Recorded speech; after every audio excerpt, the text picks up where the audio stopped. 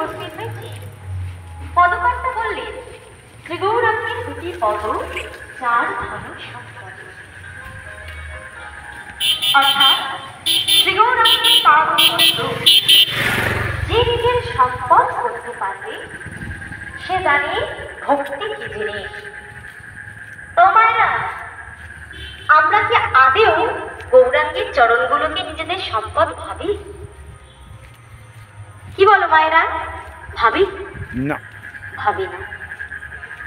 আমরা কেউ ঈশ্বরকে নিজেদের সম্পদ বলে মনে করি না। আমাদের কাছে সম্পদ বলতে কি মা বলো?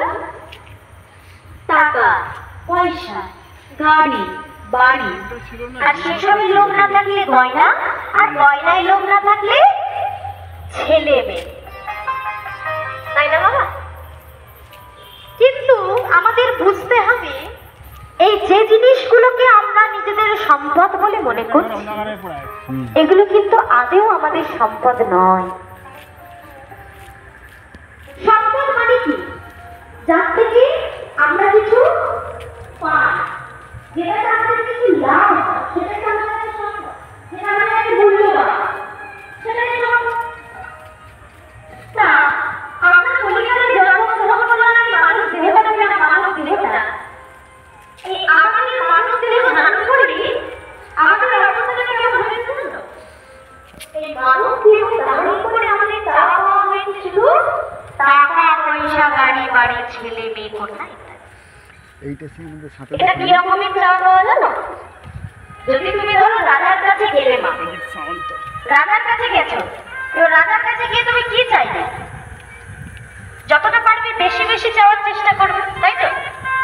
এবার রাজার কাছে গিয়ে তুমি যদি একটা কুমড়ো ভিক্ষে করো, রাজা, সেই রাজার কাছে তুমি ভিক্ষা করছো কি? কুমড়ো। কুমড়ো বাড়ি আনবে, রান্না করবে, খাবে, কুমড়ো শেষ, তাই না? তেমনি বিশ্বপিতার এই অবাক সংসার, এত বড় কৃষ্ণ ব্রহ্মাণ্ড, তিনি এত কিছুর মালিক, তার সামনে কাছে সমান্য, মানে দীর্ঘদিন আমার কাছে থাকবে, তাহলে চাইতে হবে কি?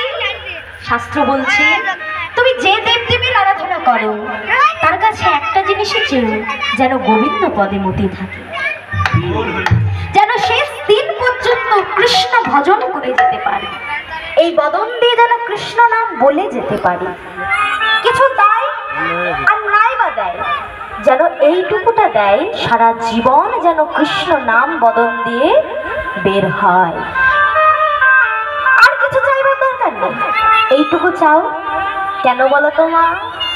তুমি যদি এইটুকু চেয়ে নাও, তোমার কিন্তু সব চাওয়া হয়ে যাবে। কেন?